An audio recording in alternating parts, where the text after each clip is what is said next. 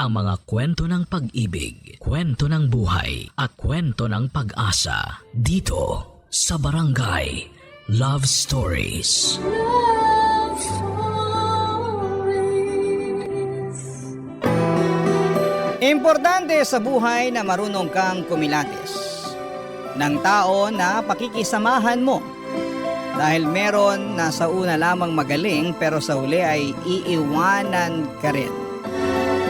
Ikaw, kabarangay, marunong ka bang kumilatis ng tao? Dear Papa Dudut, magandang tanghali sa inyo at sa mga kabarangay natin na avid listener ng Barangay Love Stories. Ako nga pala si Milet, hindi ko tunay na pangalan. 35 anyos na ako sa ngayon. At isang housewife na nakatira dito sa Bulacan. Panati ko na ako ng programa ninyo sa radyo, ang boses ni Papa Dudut, ang kasalo ko. Tuwing tanghalian at wala akong pinapalagpas na episode ninyo sa radyo maano online. Sa katunayan ay nakikinig na rin po kami araw-araw at bigla akong naisip na magpadala ng sulat sa inyong istasyon. Magsisimula ang lahat noong kabataan ko, Papa Dudut. Lumaki ako na binubuhay ng isang single parent. Ang tatay ko na lamang ang kasama namin ang 3 ko pang nakababatang kapatid. Maaga kasing nawala si nanay. Buhay pa naman siya, nanlalaki lang. Kaya nga simula noon ay tinuong ko na lamang sa pag-aaral ang atensyon ko. Mapangarapin din po akong klase ng tao, Papa Dudut. At wala akong ibang hangad kundi ang matulungan ang kaisa-isang magulang namin at makabawi sa kanya.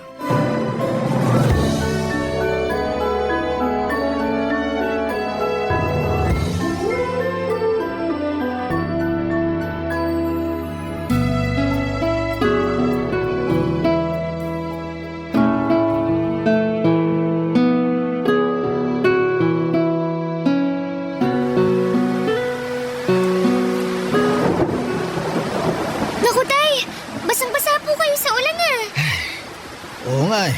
Saka ko na lang naalala na wala pala akong dalang payong nung malapit na akong makarating sa pinuntahan ko. Kaya nga nagbadali ako pa uwi pero naabutan pa rin ako ng ulan. Kaya nga po eh. Buti pa, ikukuha ko muna kayo ng tuwalya ha. O sige anak, salamat. Tuwalya. Asan na ba yung tuwalya? Ay, eto, nakita ko na. Samahan ko na rin ng damit. Eto na po ang tuwalya at damit. Magpunas at magpalit na rin kayo, tay. Salamat nak. Pero mamaya na ako magpapalit ng damit. Uupo na muna ako dahil nangangalay na itong mga binti ko. Kalalakad ng mabilis dahil nga uulan na. Kulang na lang, tumakbo ako pero hindi ko naman kaya. Ay, kawawa naman ang tatay ko. Sobra-sobra na yung sakripisyo nyo para sa pamilya natin. Maghapon na kayong nagtitinda tapos naaabutan pa kayo ng ulan. Ay, hayaan mo na. Napaubos ko naman yung paninda natin kakanin bago ako umuwi at abutan ng ulan. Kaya ayos na rin yan. Hindi po ayos yun dahil baka magkasakit kayo. Hindi ako magkakasakit.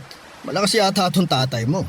Saka kung pakiramdam ko magkakasakit na ako, uunahan ko na ng pahinga. Huwag ka nga mag-alala sa akin, anak. Kaya ko naman eh. Saka masaya ako na nagsasakripisyo para sa inyong magkakapatid. Hayaan mo, tay. Kapag nakapagtapos ako hinding-hindi ko na po kayo pagtatrabahuhin. Anong ibig mo sabihin? Kasi po, ako na po ang magtatrabaho para sa pamilya natin. Uy, maliliit pa ang mga kapatid mo, Milet. Nag-aaral pa sila. Baka mahirapan ka pag sinulo mo ang pagtatrabaho para sa pamilya natin. Saka hindi pa naman ako ganun katanda. 45 pa lang naman ang tatay mo. Kaya ko pang magtrabaho para tulungan ka. Ang akin lang naman po, baka napapagod na kayo sa pagtatrabaho. Kasi simula nung iniwan tayo ni nanay, kayo na ang tumayong nanay at tatay namin. Oo, totoo na napapagod ako sa trabaho. Pero hindi ako napapagod sa pagiging tatay at nanay sa inyong magkakapatid. Sa katunayan, kayo ng mga kapatid mo ang inspirasyon ko. Kaya ako nagsisikap at nagpapatuloy sa buhay. Oo, malaking kakulangan ang pagkawala ng nanay niyo dahil nawala na rin ako ng katuwang sa pagtataguyod sa inyo. Pero Aanhin ko naman ang isang tao na walang ginawang matino at panay pasakit lang sa damdamin ko, di ba? Buti pa, sumama na lang siya sa lalaki niya. Ang mahalaga sa akin, magkakasama tayo. Kaya bilib na bilib po ako sa inyo eh. Ha? Bakit naman? Kasi ang tapang-tapang niyo po. Biruin niyo, kinaya niyo na nga na itaguyod kami tapos kinaya niyo pa na ibigay sa iba si nanay. Siya naman ang may gusto nun dahil hindi siya marunong makontento sa pamilya natin. Saka ilang beses na akong nasaktan sa panluloko niya. Naisip ko na panahon na para palayain ko siya. O edi gumaan-gaan ang damdamin ko nung ginawa ko yon. Para akong nabunutan ng tinik sa lalamunan. Hoy, kaya ikaw umilit. Huwag kang manatili sa isang relasyon kapag kaugali ng nanay mo yung lalaki, ha? Pero sana matinong lalaki ang matagpuan mo balang araw. Yung hindi ka sasaktan o lolokohin. Sa halip, mamahalin ka ng tapat at paninindigan ka. Papadudot inspirasyon ko ang tatay ko at ang munti naming pamilya kaya nagsikap akong makapagtapos ng pag-aaral. Hindi nagtagal ay natupad ko yon at agad akong naghanap ng mapapasukang trabaho. Kung ang iba kong kaklase ay mas piniling magpahinga muna ng ilang buwan. Pagkatapos ng graduation ay ibahin niyo po ako. 2 buwan bago ako makapagtapos ay nag-job hunting na ako, Papadudot. Hindi nagtagal ay dinala ako ng aking kapalaran sa Maynila kung saan ay nakapasok ako sa isang pribadong kumpanya. Magkahalong kaba at excitement ang namutawi sa akin ng mga panahong yon. Kaba dahil aminado akong limitado pa lamang ang nalalaman ko sa bagong mundo na pinasok ko. At excitement na matuto. Naniniwala kasi ako na hindi lang sa eskwelahan natututo ang isang tao. At sa unang araw ko nga sa trabaho ay nakilala ko si Paulo, Papadudot.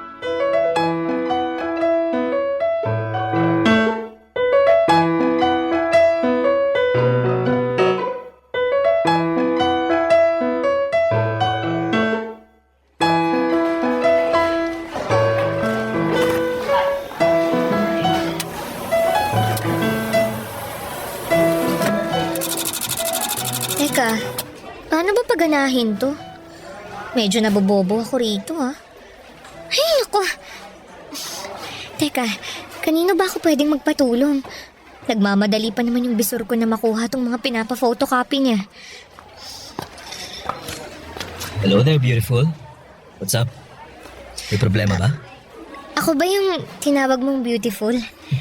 Wala naman ako nakikitang maganda sa paligid bukod sa'yo. Kaya ikaw yung sinasabi ko maganda. Bigla naman akong nahiya. Bakit ka naman mahihiya? Saka huwag kang yumuko. Hindi ko makita yung kagandahan mo eh. By the way, Paolo nga pala. Taga-IT department. Diyan lang sa gilid yung table ko. Kaya nga natanaw kita eh. Kako, mukhang may problema ka. Nice to meet you, Sir Paulo. Naku, Paolo na lang. Huwag na yung sir na yan. Sige. Ikaw, ano bang pangalan mo? Ako si Milet, taga-marketing naman. Bago lang ako rito. Unang araw ko panghala ngayon eh. At tama ka, dahil namumroblema na ako dito sa photocopy machine na to. Ayun, hindi ko kasi alam kung paano ko to gamitin eh. Sana hindi mo ko husgahan at sabihang taga-ibang planeta ha. Bakit ko naman sasabihin yun eh? Nakakalito naman talagang gamitin yan. Saka, unang araw mo pa lang. Normal yun. Makakapag-adjust ka rin. Buti pa, turuan na lang kita kung paano gamitin yan. Okay? Akin na yung ipo-photocopy mo. Ayan. Salamat. Ganito lang gagawin mo. Lagay mo tong papel dito sa feeder. Tapos, check mo muna kung may papel sa tray para sa pagkokopyahan mo. Meron naman. Nilagyan ko na kanina. Okay yan. Tapos, iset up mo na yung size dito sa screen. Yan ang hindi ko alam. Okay lang yan. At least ngayon alam mo na. Oo nga eh. Salamat ha. Wala nga naman. Pagkatapos mong iset up, pwede mo nang pindutin dito para mag-photocopy na. Yan. Wow, ganun lang pala yun. Ang galing ah. Oo, automatic na yan. Di mo na kailangan isa-isahin kasi mas matagal yun. Siguruhin mo lang na walang staple wire yung mga papel mo kasi kakainin yan. Matatagalan ka. Noted. Ayan, tapos na. Grabe, ganun lang pala yun kadali. Salamat talaga ah. Wala yun. Pero, tinandaan mo ba yung mga tinuro ko? Oo naman, para sa susunod hindi na ako mahihirapan. Pag nahirapan ka, pwede mo naman akong istorbohin dun sa table ko para magpatulong. Naku, nakakahiya naman sa'yo. Huwag kang mahiya kasi trabaho ko naman yun. Saka, masaya ako na tumulong sa mga magagandang babae na kagaya mo. Naku, binobola mo lang yata ako eh. Uy, hindi ako bolero Nagsasabi lang ako ng totoo. Malapit na palang mag-lunch. May kasabay ka na bang kumain? Wala pa nga eh. Wala pa rin kasi akong kakilala rito. Meron na. Gusto mo, magpakilala ulit ako sa'yo? Hindi na kailangan, kilala na kita no. Kung ganun, pwede ba kitang yayain mag-lunch? Wala rin kasi akong kasabay Saka kung ayos lang sa'yo, syempre. Ayos lang naman. Yun. Yan, may kasabay na ako. Hintayin na lang kita sa kantin mamaya Sige. Ibigay ko lang tong mga papeles na to sa bisor ko. Papa Dudut, gwapo, matangkad, matangos, ang ilong, maputi at makinis ang balat. Ganyan ko po ilalarawan si Paulo. Para siyang anghel na bumagsak sa lupa dahil tinulungan niya ako noong unang araw ko sa trabaho. Taga-IT department siya samantalang ako ay nasa marketing. Pero hindi siya nagatubili na dayuhin ako upang tulungan kapag may kailangan. Lalo na nga sa computer at office equipment na hindi ko alam gamitin. Bukod sa mga pisikal niyang katangian, palakaibigan din si Paulo. Palangiti rin siya, bagay na kinatuwa ko ng husto sa kanya. Palatawa at makuwento. Mas matanda sa akin si Paulo ng 6 na taon. 28 years old na siya at ako naman ay 22 years old. Pero pakiramdam ko ay magkaedad lamang kami dahil sa husay niyang makisama, Papa Dudut. Barangay Love Stories. Barangay Love Stories. Papa Dudut, naging regular employee ako sa paglipas ng 6 na buwan. Kaya naman masaya ako. Unti-unti ay naka-adapt ako sa buhay sa opisina. Hindi na ako yung dating tatanga-tangang empleyado sa unang araw ng trabaho. Marami na rin akong nakilala at naging kaibigan, lalo na sa department na kinabibilangan ko. Pero kung may higit akong dapat pasalamatan, yun ay walang iba kundi si Paulo. Simula kasi nung unang araw ko hanggang sa maregular na ako ay nasa tabi ko lamang siya. Sumusuporta at nagpapagaan ng buhay ko sa opisina. Naging mabuting kaibigan at katrabaho ko rin siya, Papa Dudut. Hindi nagtagal ay lumalim ang pagkakaibigan namin hanggang sa nagtapat siya ng nararamdaman niya sa akin. Pumayag akong ligawan niya. Pero nakarating sa akin ang usap-usapan na may pagkababaero daw si Paulo. Noong una ay hindi ko yon pinansin hanggang sa unti-unti ko nang napatunayan na totoo ang mga sinasabi nila.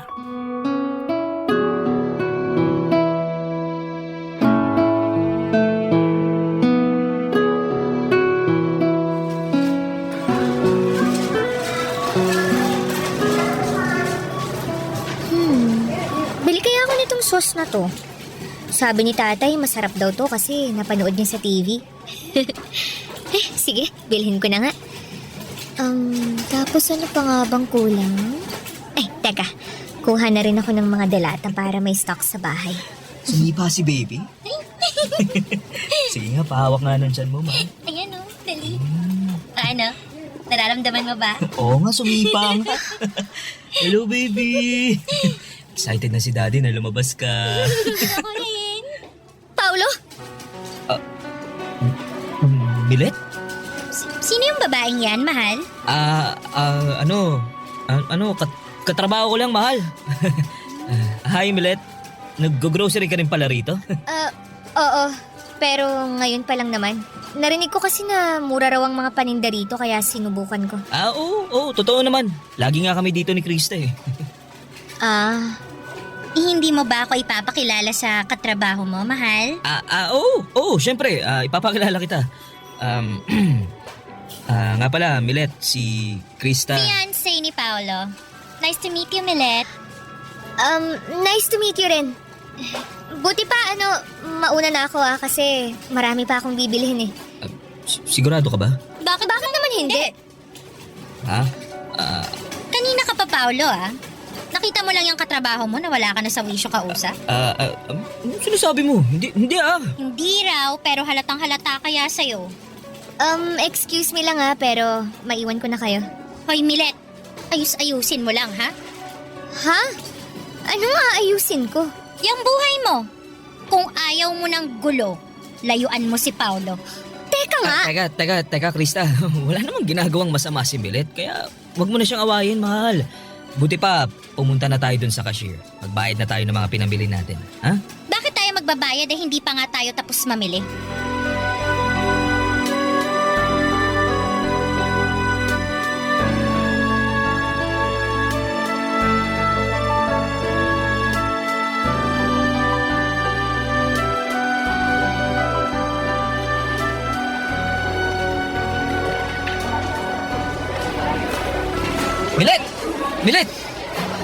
Milet, sandali lang. Bakit ba? Anong bakit ba? Kanina pa kita tinatawag pero dire-diretso ka lang sa paglalakad. Nagmamadali ako eh. Ano bang kailangan mo? Tungkol dun sa nangyari kagabi. Yung nakita ko lang naman kayo na masayang nag-grocery ng fiancé mong si Krista. May fiancé ka na pala pero gusto mo pa akong ligawan? Uy, ka naman maingay. At bakit hindi? Takot ka bang marinig ng mga tao rito sa opisina natin kung gaano ka kababaero at sinungaling? Para sa kaalaman mo matagal ko nang naririnig na babaero ka, pero hindi ako naniwala ron. And guess what? Mukhang tadhana nang gumawa ng paraan para malaman ko ang totoo. Pasensya ka na kung nagsinungaling ako sa'yo. Wala nang magagawa yung pasensya mo kasi nangyari na. Grabe ka, Paolo. Buntis na yung fiancé mo pero nakuha mo pang lokohin. Ano bang pumasok dyan sa kukote mo? Bakit mo nagawa yun sa kanya? Baka hindi mo lang maintindihan pag kinuwento ko eh.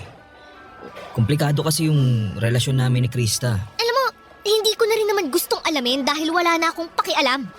Kaya wag mo na ako ulit lalapitan. Kasi naiinis ako sa'yo. Ayoko pa naman sa tao yung sinungaling at manluloko. Diyan ka na nga!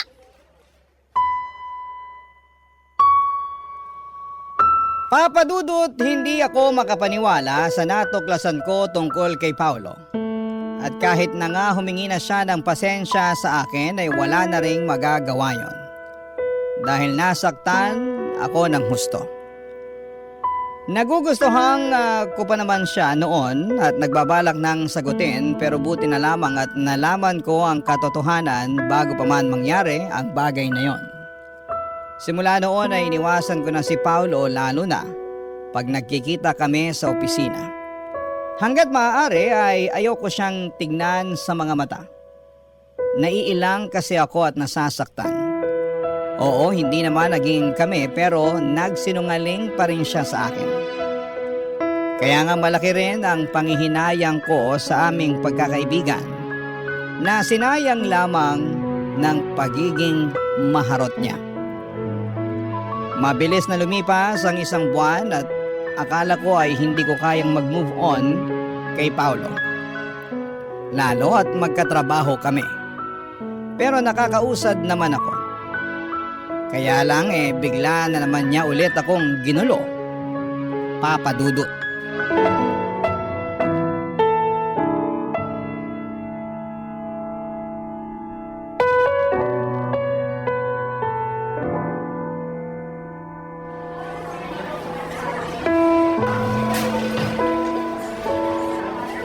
Milet, pwede bang kausapin mo na ako? Kinakausap naman kita. Oo nga, pero tungkol lang sa trabaho. Ano pa bang pag-uusapan natin bukod sa trabaho? Wala naman na, diba? Meron kasing... Kasi ano? Kasi... hiwalay na kami ni Krista. Ano? Matagal ko na talaga siyang gustong hiwalayan pero... Hindi ko magawa dahil nga magkaka-baby na kami. Hindi ko naman talaga siya mahal eh. Masyado akong nasasakal sa kanya. Napaka-control freak nun. Pero nakiusap siya sa akin na aayusin namin ang relasyon namin. Magbabago raw siya kaya nagstay ako alang-alang sa baby namin. Sinubukan ko naman na maging okay kami pero wala. Wala na talaga akong nararamdaman sa kanya. Hindi yan ang nakita at narinig ko dun sa grocery. Ang sabi mo, excited ka nang lumabas ang baby niyo ni Krista. Tapos bigla mo akong lilinyahan ng ganyan, ha? Tsaka bakit mo ba sinasabi sa akin ang bagay na yan? Eh wala naman akong pakialam dun. Sinabi ko kasi ikaw ang rason kung bakit ako nakipaghiwalay sa kanya. Ako? Oo. Kasi mahal kita. Nababaliw ka na. Nababaliw na nga ako siguro pero yun talagang nararamdaman ko eh. Naging duwag ako na makipaghiwalay kay Krista bago ko pa aminin sa'yo yung nararamdaman ko. Kaya naman nakapagsinungaling ako. Tsaka inaamin ko yun kaya nga humihingi ako ng tawad sa'yo. Wala rin namang magagawa yung paghingi mo ng tawad dahil nasaktan mo na ako. Tapos ngayon, ang lakas pa talaga ng loob mo na sabihin sa akin na mahal mo ko kung kailan nakaka-move on na ako sa'yo. Lalo mo lang akong sinasaktan sa ginagawa mo eh. Milet, pasensya ka na talaga. Hindi ko sinasadya pero hindi ko rin naman kayang pigilan yung nararamdaman ko. Mahal kita. At gusto ko sanang humingi ng isa pang pagkakataon sa'yo. At sa tingin mo, ibibigay ko pa yun sa'yo? Oo. Kasi naniniwala ako na may nararamdaman ka pa rin para sa akin. Meron nga, pero puro na lang galit at inis. Patawad talaga, Milet. Naging padalos-dalos ako. Kaya nga napag-isip-isip ko na itama yung mga pagkakamali ko. Hiniwalayan mo si Krista para ayusin yung sa atin? Iyon ba yung sinasabi mong tinama mo ang pagkakamali mo? Oo. Eh paano yung magiging anak nyo? Ha?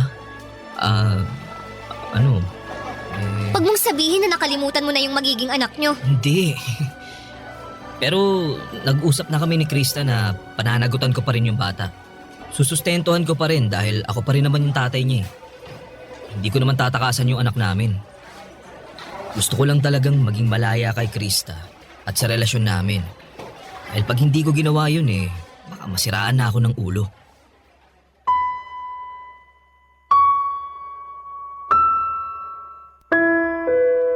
Papa Dudut, tawagin niyo na akong tanga, bobo, lukaret at uto-uto. Pero wala na akong pakialam pa.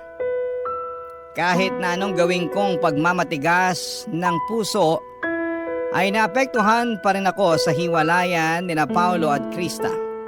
Kaya hindi ko na napigilan na i-comfort siya.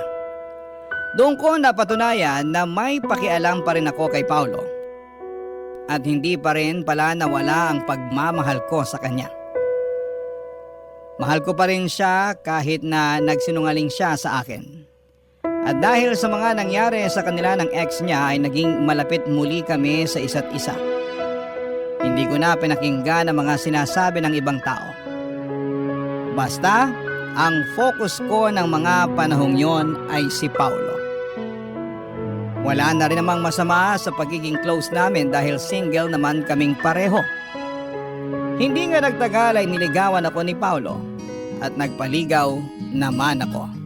Barangay Love Stories. Barangay Love Stories. Papadudot naging masugid si Paulo sa panliligaw sa akin kaya nga hindi ko na pinatagal yon. Dahil makalipas ang isang buwan ay sinagot ko na siya. Sobrang saya namin lalo na ako dahil siya ang first boyfriend ko. Ewan. Ang lakas ng karisma ni Paulo at kahit na nung iwas ko ay hindi ko siya mahindian at malayuan. Naisip ko na baka sign na rin yon ng universe na magka-boyfriend na ako dahil masyado akong focus sa pag-aaral nung estudyante pa lamang ako. Up to the point na kinalimutan ko nang lumandi. Kaya nga pinagbigyan ko na ang sarili ko na maging masaya sa relasyon namin ni Paulo. Lalo na at pinakita at pinaramdam niya sa akin kung gaano niya ako kamahal. Ang isang bagay lang na hindi ko gusto ay yung ilang beses niya akong pinilit na may mangyari sa amin. Lalo na at natatakot pa akong mabuntis at hindi pa ako handa. Hanggang sa napapayag rin niya ako dahil sa matatamis niyang salita at pagsasabi na kahit na anong mangyari ay pananagutan niya ako.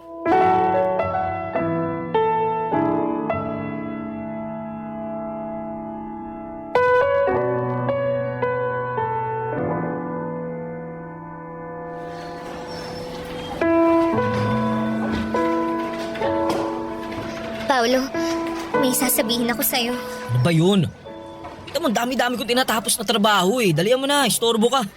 Sobra ka naman, break time naman ah. Masyado ka naman yatang masipag. Bulag ka ba o ano? Ang dami kong ginagawa oh. Kung hindi ko pababawasan yan, siguradong matatambakan ako.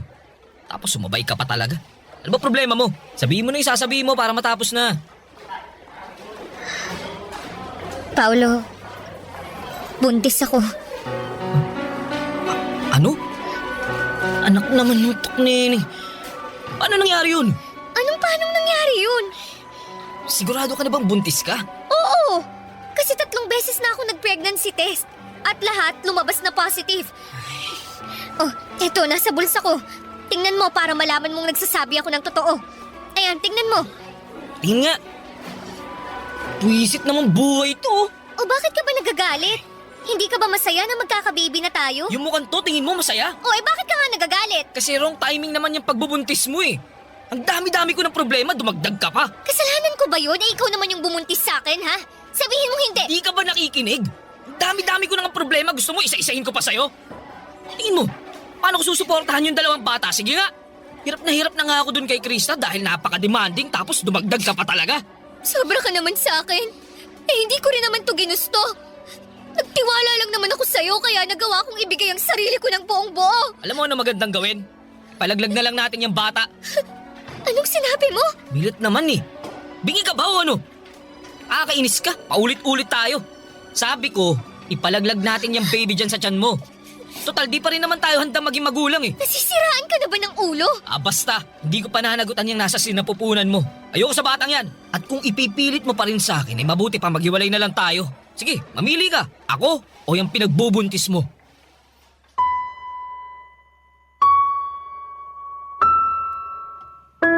Papadudot, nangyari na nga po ang kinakatakutan kong mangyari nang hindi tanggapin ni Paolo ang magiging anak namin.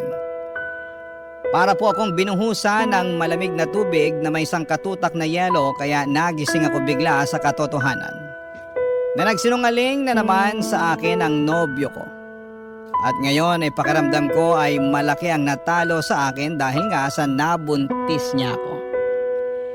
Litong-lito ako ng mga panahong yon lalo na at nagsimula nang lumayo ang loob sa akin ni Paolo.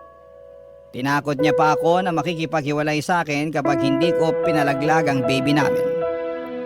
Pero mas takot ako sa karma kaya hindi ko ginawa ang bagay na yon. Hindi nagtagal ay sinabi ko sa tatay ko ang katotohanan at pareho kaming umiyak dahil sa mga nangyari sa akin. Pinayuhan niya akong ipabarangay si Paolo para ireklamo. Pero bago yon ay may nangyari sa opisina na hindi ko makakalimutan.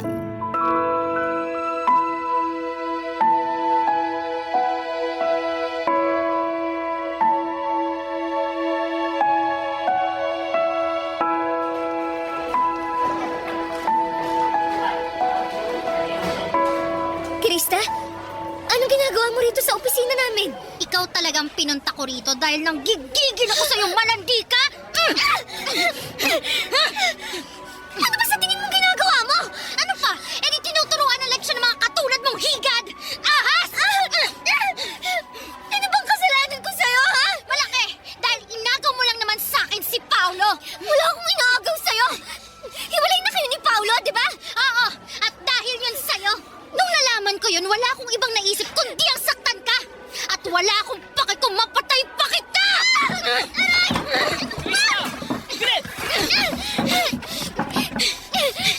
Bakit ko gagawin yun? Eh dapat lang naman yan sa babaeng yan! Pwede ba, Krista? Tapos na tayo. Alubayan mo na ako. Ano ba yan? Eh magkakababy na tayo, di ba? Hindi na ba talaga natin pwedeng ayusin ang relasyon natin? Nag-usap na tayo. Wala nang pag-asa na maayos ang relasyon natin. Walang pag-asa dahil sa babaeng yan! Oo! Nagmamahalan kami ni Milet, kaya pabayaan mo na lang kami. Ayoko! Hindi ko kayo hahayaang maging masaya! Ah! Dapat sa yung babae ka, sinasabunutan! Kakalbunutan ang ahas ka! Iwan mo ako, Krista! Napakawalang hiya mo! Hindi ako walang hiya! Malandi! Mga ayaw! Hindi ako malandi! At wala akong inagaw sa'yo! Ano ba, tumigil na nga kayo? Pinagtitingin na tayo ng ibang tao. Nakakaya kayo. Krista, tama na sabi. Bitiwan mo si Milet. Bitiwan mo na! Wisit naman! Aray! Paulo, ano ba? Iwan mo nga ako! Doon ka nga! Milet, ayos ka lang. Huwag mo akong hawakan! Milet naman, bakit mo ako sinampal? Kulang pa nga yan! Dahil kasalanan mo ang lahat ng to! Paano ko naging kasalanan? Si Krista ang nanggugulo. Kasalanan mo! Kasi masyado kang malandi! At kasalanan ko rin! Kasi nagpauto ako sa'yo! Pero na-realize ko na malaki yung pagkakamali talaga na binigyan pa kita ng tsansa na mapalapit sa akin! Sana talaga umiwas na lang ako sa'yo noon nung may pagkakataon pa! Tapos ngayon, sinaktan pa ako ni Krista! Hindi ko kayo mapapatawad! Kayong dalawa! O bakit? Anong Akala mo, hindi ako pinalaki ng tatay ko na duwag mo! Pwes, dyan ka nagkakamali! Walang iya ka! Ano to? Dugo! Bagay pala sa'yong may dugo sa nguso! Halika! Kulang pa yan at dadagdagan ko pa! Milet, ano ba? Tumigil ka na! Ikaw ang tumigil! Simula sa araw na to, huwag ka nang lalapit sa akin! Kayong dalawa! Hindi ko nahahayaang guluhin niyo pa ang buhay ko! Magsama kayong dalawa! Mga baliw! Mga baliw!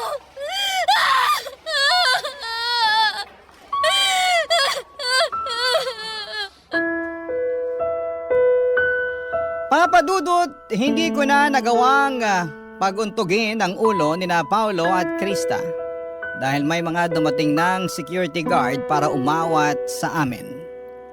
Agad na dinala sa ospital ang dalawa para matahi ang mga nguso nila. Ewan, sana talagang tinuluyan ko nang paputukin pati ang mga ulo nila. Ayos lang naman ako noong mga panahong yon, pati na rin ang baby sa sinapupunan ko.